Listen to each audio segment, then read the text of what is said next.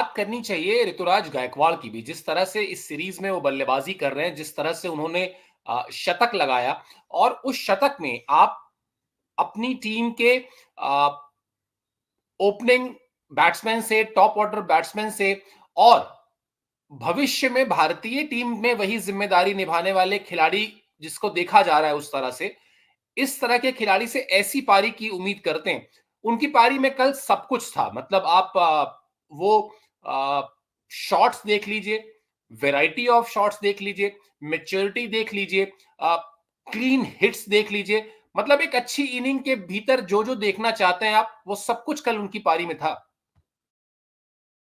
बिल्कुल, तो फिर मान ही लेते हैं सर, फिर सीएसके के अगले कप्तान वो ही हैं। क्यों? तो इस चीज पे फिर मोहर लगी जाएगी कि भाई अब वो सीएसके के लिए तैयार हो गए हैं, जिस तरीके से वो कर रहे हैं। 52 गेंदों पर बहुत बढ़िया उन्होंने बल्लेबाजी की। मतलब सूर्य कुमार यादव ने भी बोला कि भाई मैं हमेशा से फ्रेंचाइजी क्रिकेट में भी ये बात बोलता था कि एक स्पेशल प्लेयर है, स्पेशल टैलेंट है, और वो स्पेशल टैलेंट ऋतुराज गायकवाड़ ने दिखाया। अभी तक इंटरनेशनल क्रिकेट में उस तरीके की छाप वो नहीं छोड़ पाए थे जो काम उन्होंने फ्रेंचाइजी क्रिकेट में किया, मगर अब धीरे धीरे वो कर रहे हैं। भरोसा किसी भी खिलाड़ी पे आप जताओगे ना, उसके अंदर स्किल तो होता है। मैं हमेशा इस बात को मानता हूं, जो इस लेवल तक आ गया उसमें स्किल है, वो ऐसे ही नहीं आ गया, उसमें कुछ तो खास है। उस खास को अब आपको बस मेंटल मेकअप करना है। आपने उन्हें कप्तान बनाया एशियन गेम्स में, धोनी ने उनको बहुत भरोसा दिया जब सीएसके के लिए खेल रहे थे, टीम मैनेजमेंट से उनको बड़ा पॉजिटिविटी बैकिंग मिली है यहाँ पर। अब वो खिलाड़ी अपने रिजल्ट्स दे रहा है। आप किसी को इनसिक्योर रख के उससे रिजल्ट्स नहीं ले सकते। ये मैं कभी नहीं, मैं मान ही नहीं सकता कि वो बंदा अपने 100% पे परफॉर्म कर सकता है। आप उसको सिक्योर करके, आप उसको फ्री करके, आप उससे बहुत कुछ ले सकते हो, वो खुद ही देने को तैयार हो जाता है। तो वही ऋतुराज गायकवाड़ यहाँ पर कर रहे हैं, और मजा आया उनकी पारी देखकर। 52 गेंदों पर उन्होंने शतक लगाया, आखिरी ओवर में 30 रन बनाए। जो स्कोर लग रहा था कि भाई 200 टच नहीं करेगा, वो उसको 222 तक ले गए। जिस तरीके की पारी उन्होंने खेली, और अकेले दम पर उन्होंने ये कमाल किया। नहीं, ये मैच इतना भी नहीं चलता।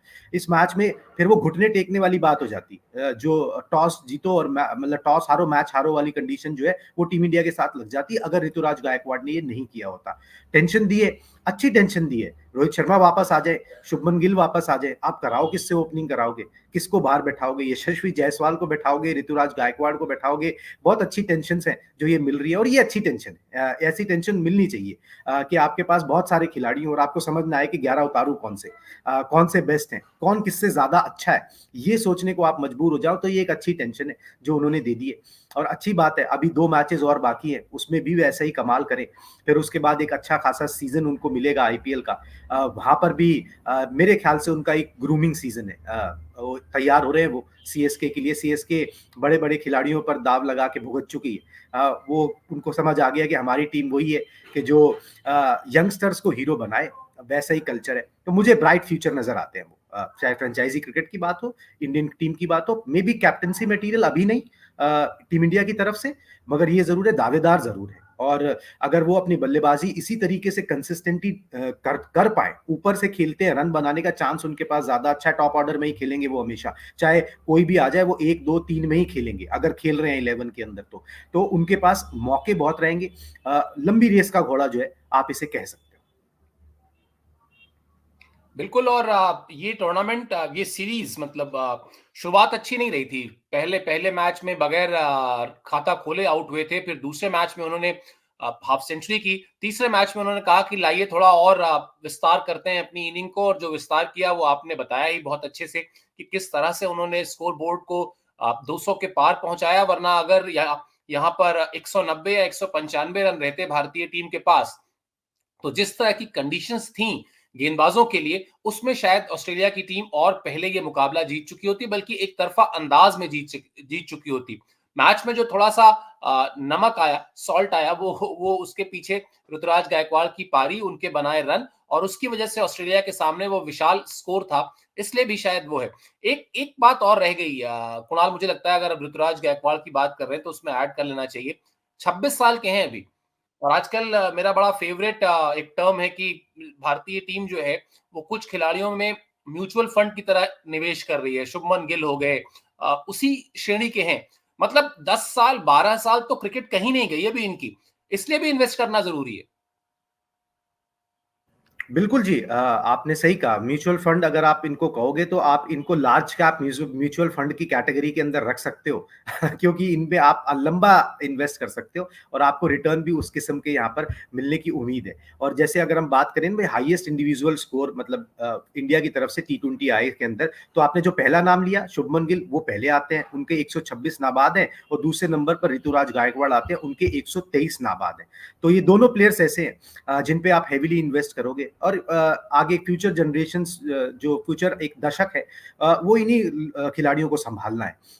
मतलब 2-3 साल के बाद जो आपके जो दो स्तंभ है रोहित शर्मा विराट कोहली ये नहीं रहेंगे, तो फिर यही खिलाड़ी हैं जो उभर कर सामने आएंगे, जिनकी ट्रेनिंग चल रही है, जिनको अपनी उम्मीदों पर खरा उतरना है। एक ब्राइट फ्यूचर है ये और अच्छा लगता है इनको परफॉर्मेंस करते हुए देखने की। ऋतुराज गायकवाड़ आपने सही कहा 26 साल के हैं, महाराष्ट्र के लिए कप्तानी कर चुके हैं, एशियन गेम्स में कप्तानी कर चुके हैं।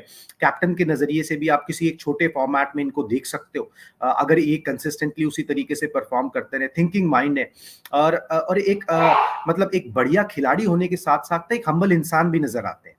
मैं इसी अभी रिंकू सिंह वो तो ये एक अभी इंसिडेंट हो गया था कोई, शायद मैं अगर गलत नहीं हूँ सर तो मैं थोड़ा सा मैं उस समय क्योंकि ऑफ पे था, पहला T20 आई मैच था, शायद यही रन आउट हुए थे या कोई रन आउट हुआ, यही रन आउट हुए थे। हाँ, तो फिर इन्होंने रिंकू सिंह से मिले भी जिम के अंदर, रिंकू सिंह ने इनसे माफी मांगी, तो फिर इन्होंने बड़े मतलब वो रिंकू ने ही कहानी बताई, गले लगा के बोला कि भाई नेक्स्ट टाइम से हम थोड़े ना सेफ सिंगल लेंगे, ठीक है। तो एक एक वैसा इंसान भी अच्छा है, मिलनसार इंसान है, बड़ा तो अच्छा लगता है ऐसे खिलाड़ियों को देख के और ऐसे खिलाड़ियों पर टीम इंडिया का भविष्य टिके, वो आगे के लिए लीडरशिप रोल में आए तो ज्यादा बेहतर रहेगा। मुझे तो मतलब कहीं से कोई शक नहीं है कि जो आपने दो नाम लिए इसमें और 2-3 आप ऐड कर सकते हो। टीम इंडिया का फ्यूचर जो है वो सेफ हैंड्स में है।